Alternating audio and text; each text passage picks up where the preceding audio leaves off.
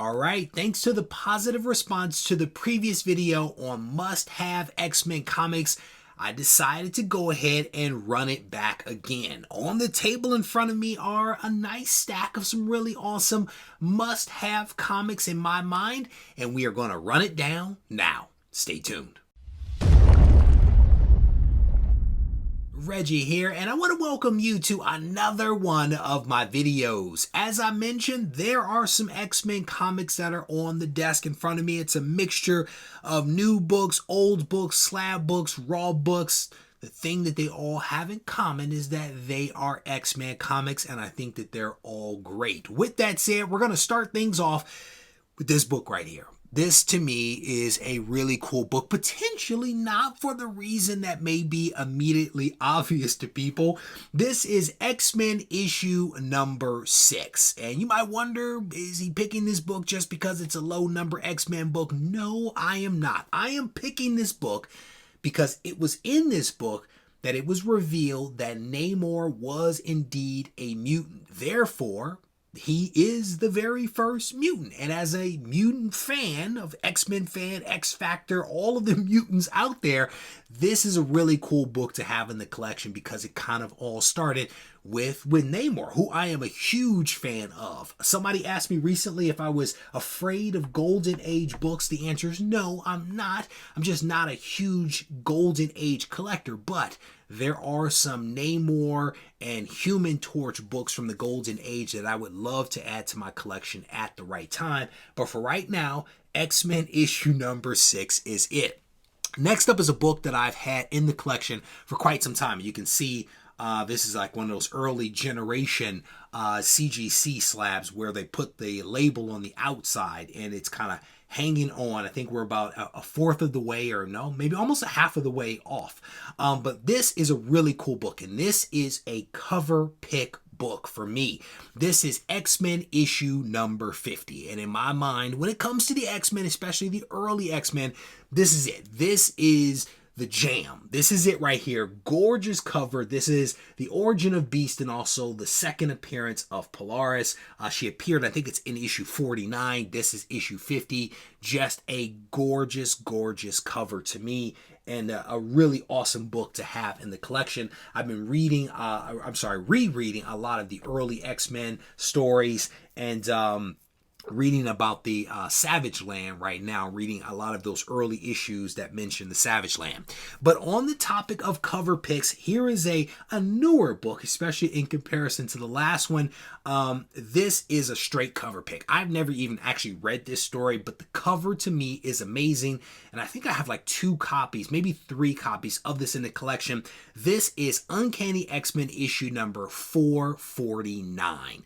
Honestly, I am not a huge Storm fan, but this cover right here is fantastic. And this is a Greg Land cover, and he did a solid job on that cover. Shout out to him for such a gorgeous cover. Looks a little bit like Halle Berry. Maybe that's why I like this cover, but definitely a cool book. Next up, we're gonna stick with the slabs, and in this book right here, and the same with the next one to some degree, represent books that I wanted for a long time, that I wanted to add to the collection, but for whatever reason were always beyond my grasp. And so again, it's a little bit of a category, if you will, of the long hunt. Maybe that's the best way to phrase it. This is X-Men issue number 4, and I absolutely love this book. It's the first appearance of a couple of characters, but for me, this book represents something that I really wanted for a long time. I worked hard and was able to add it to the collection, and I'm glad that I did. I think I picked this one up at a con, but this is the first Quicksilver, Scarlet Witch, Toad, and the Brotherhood of Evil Mutants. Is also the second appearance of Magneto. Maybe not the best depiction of Magneto, but overall, it is a cool cover. It's interesting. Scarlet Witch appears in green on the cover, but in the actual book, she's definitely in red. Maybe they went with that color because there was a little bit too much orange and red and purplish tones on the cover. Not quite sure why that happened, but a really cool book to add to the collection. Next up, and I'm going to show two books, and again, they represent books that I wanted for a long time, but just could never get. I had this one in the collection for a while. This is Uncanny X-Men issue 266, Gambit appearance, cover appearance, all that kind of stuff. Cool book, 9.6. I really wanted the 9.8, but because of prices at the time being just out of control, I would not pull the trigger on the more expensive 9.8, and I waited, and I waited, and I waited some more, and I saw some at a good price, and then I waited even more, and I was able to pick this one up, I think, for a pretty fair price. It's a 9.8 with white pages, X-Men 266, really cool book. I always kick myself because this was a book that was out when I was younger, when I was originally in the hobby back in the 90s, and I remember seeing the book float around. I remember friends having the book, and I, for whatever reason, I don't think that I ever picked up a copy, and I'm not quite sure why I didn't, but I'm happy to have those two copies in the collection now. So I'm a huge fan of Wolverine. Like, Wolverine is my favorite X-Men, and I'm talking Wolverine in every form or fashion that he comes in is my jam. But I picked this next book because of the association with Wolverine, not because of him directly, but this is the first meeting and battle between Wolverine and X-23. It is also kind of like an important issue, if you will, because it's a 450th issue of the X-Men, and you can see X-23 right there on the cover, and the rest of the X-Men, including the Wolverine in the background there. Just a really cool book, right? This is just one of those cool first battle type of books, and there are a ton of first battles out there between the X-Men and Wolverine and other characters. Many of those I actually covered in the Wolverine must-have video that I released, but this is one that I wanted to at least call out here because, again, a lot of great battles, and I don't want to keep showing the same books over and over, so that's why I went with this one. I love some X-23, and so it was a really cool book for me to be able to show right now. Speaking of cool books, this is one that kind of sort of goes back to my childhood. Psylocke is a dope character, right? Like, if you were around in the 90s, you know how they used to draw Psylocke. Dope characters. But one of the things that she always used to showcase was her knife. And this issue right here, X-Men issue 257, is the first time that we actually see her knife. And so I thought this was a really cool issue to pull up. This is a Jim Lee cover, of course. Maybe not the best Jim Lee cover, but I picked it up, or I wanted to show it in the video because of Psylocke's knife. And I thought it was just a cool book to have in the collection, or at least in the video. Definitely in the collection. So the next book is, if I had to pick a first issue that was my favorite, right? If you saw the previous video, you already know which one I'm about to show. But I had to pick one that was the best first issue out, it would be this one for me. This is Giant Size X-Men issue number 1. Picked this book up several years ago. What is it? 7.5. 7.5. Great book. Great read. I absolutely love this comic, and so I had to show this one.